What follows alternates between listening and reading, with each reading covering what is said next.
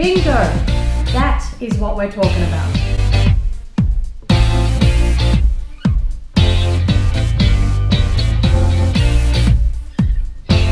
Hi guys, welcome back to the channel. Today's video is a response to not one, not two, but 3 YouTubers. Starting in mid-June 2016, these 3 animation channels took part in the 7-Day Vegan Challenge. Baby, solves all your problems. And we thought it would be fun to see how they went and offer some tips along the way. The amazingly cool thing about this challenge is that between these 3 channels, they have 2 million subscribers and millions of views between their 3 videos. So they've done a great job at generating a lot of discussion about veganism, and there have been many other smaller channels that have taken up the challenge too. So thumbs up to the vegan exposure. But is all of this a positive thing? Do these kind of challenges help or hinder veganism?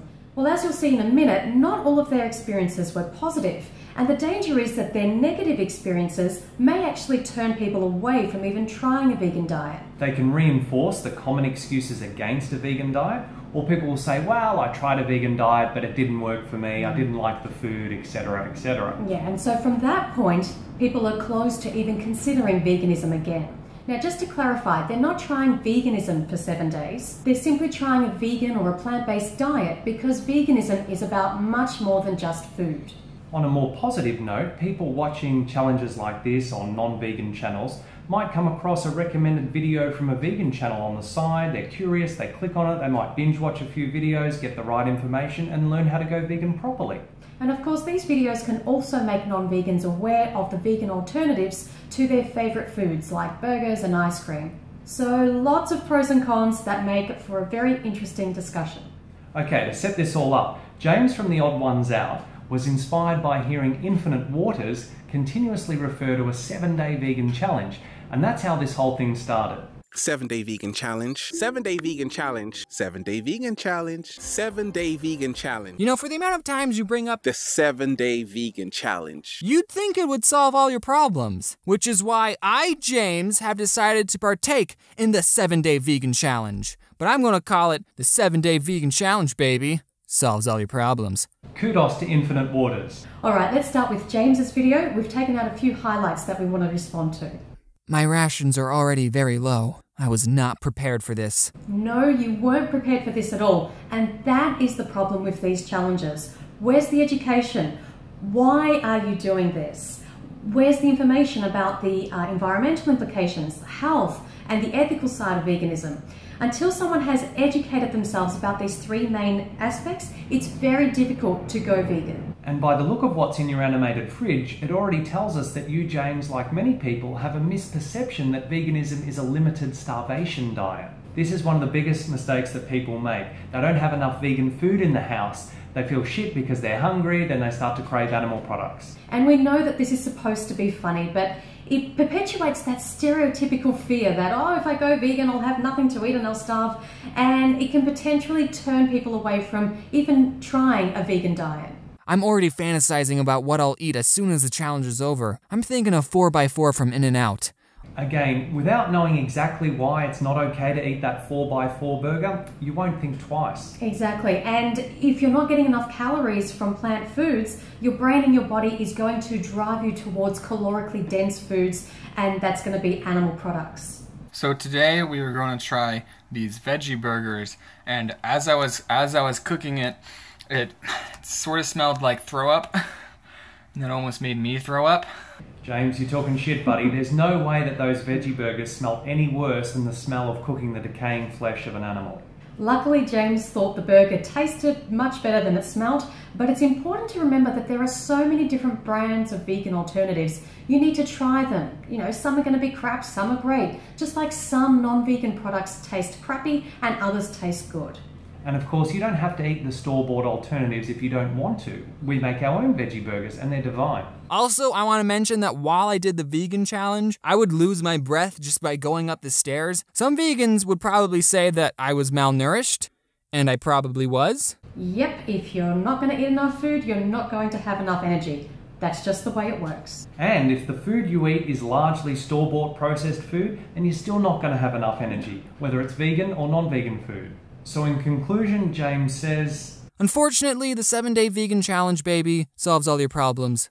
did not solve all my problems. But even if it did solve all my problems, I still probably wouldn't be vegan. I would still drink milk, because that's what makes ice cream and cheese and nachos. All of those foods can be had vegan, and all dairy has vegan alternatives, so you've got no ground to stand on there. Of course, going vegan won't solve all your problems, but it actually is the answer to many of the world's problems. And if you actually tried a vegan diet properly, you'd see a big improvement in many areas of your health and life. You would have to pay me a very pretty penny to get me to be full vegan. Like, no joke, a minimum of $1 billion. You mean you actually need to be paid money to not want to kill yourself, the planet we all have to live on, and innocent animals, whilst enjoying delicious plant food? Education and actually eating enough good food is the key, James. From there, James challenged Jaden from Jaden Animations, who he says is already vegan, but we couldn't confirm that, so we're not entirely sure. But one thing's for sure, Jaden definitely had a better outlook compared to James. So here's a secret. Eating vegan is easy. It's so easy. You might think it's hard, but it's easy. Look, 1/2 cup non-dairy milk, 1/2 cup oats blend into flour, 1 banana, blend together, boom, breakfast pancakes. Tomato, avocado, cucumber, greens, hummus, sriracha, boom, lunch sandwich wrap, black beans, rice, sweet potato, more sriracha, greens, boom, dinner, boom, food! Bingo! That is what we're talking about. So Jaden collabs with James from the first video and they try a heap of vegan substitute foods, and James actually likes the sandwich they made. Is it good? Yeah. Is it really good? There's no killing in this sandwich. Just tofu and plants and happiness. We like this girl. If this tastes like chicken, then why even eat chicken again? Exactly, James. That's the question to ask. And Jaden's video presents a balanced view of vegan substitutes. Some are good and some are... Oh my god, it's really bad. Oh my god. Jaden wraps it up by talking about vegan stereotypes, and we like this clip in particular. Jaden, what about the people on YouTube constantly preaching about activism and blah blah blah blah?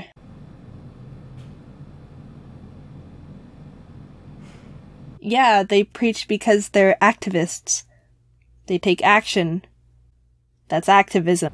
Indeed it is. All up, Jaden's video was very entertaining. She presented veganism in a really good light, and she even mentioned that the food doesn't contain murder a few times. So we've given her a very big thumbs up. Good job. Jaden went on to nominate Alex from the channel It's Alex Clark for the challenge, who opened with a bacon joke. I've never been vegan. I've thought about it before, but there's always been way too much bacon in my mouth to fully commit to it. It's not a good start. So Alex enjoyed his sandwich with vegan bacon and actually bought some fresh vegan produce, which was really good to see. But he kept harping on about wanting ice cream, so he tried one flavour from Ben & Jerry's. The only hope we have is that it's got my friend Ben & Jerry behind it. Doesn't smell good. I'll tell you that right now. Seriously, Alex, you try one flavour from one brand and judge all vegan ice cream on that? This is what can drive people away from even trying a vegan diet. Yeah, and even though Alex is not a baby cow, he seems addicted to cow breast milk. Ice cream is definitely what I crave the most. I mean, I started counting down the days. I've only been vegan for 5 days and I've already considered robbing a Dairy Queen. Get on the floor! Also, Alex does tend to focus on the more challenging aspects of being vegan. One of the harder things about being vegan is there's not that many places to eat.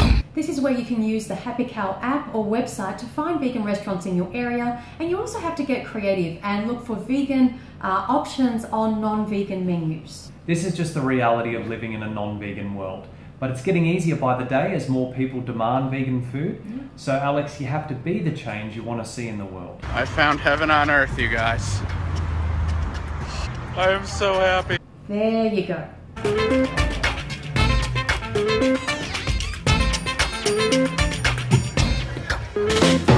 This was great to see, but this was a pretty disappointing part of Alex's video. He's counting down the minutes until he can return to paying others to rape cows, steal and kill their babies, exhaust their bodies until they're killed for their meat, whilst destroying the planet, all for ice cream.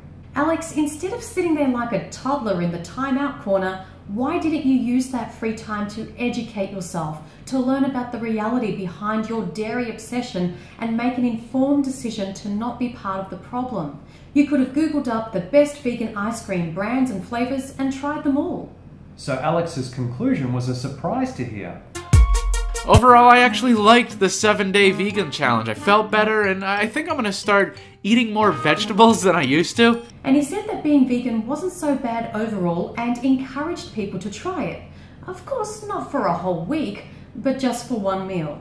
However, the bacon jokes continued right until the end. Missed you, bacon. Love lifts us up where we belong. And he will continue eating animal products because... Please no comments about how fake almond milk or vegan ice cream is better. It's just, I've tried it, I don't like it. No, Alex doesn't like the fake stuff. He prefers the real taste of pus in his dairy. Our personal taste preference is not worth destroying someone else's life, the planet we live on, and your own body. So we'd like to add to the 7-day vegan challenge that people have to first watch these 3 documentaries before starting the challenge so that they understand exactly why they're doing it and take it a lot more seriously.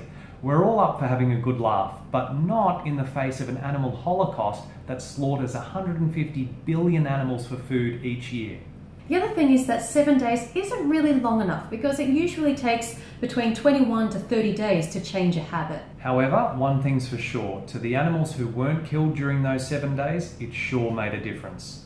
Alex said in his video that he loves a challenge. But if there's one thing I like more than ice cream, it's beating challenges. So we'd like to re-challenge Alex and James to watch these 3 videos first, get the education, and then redo the vegan challenge.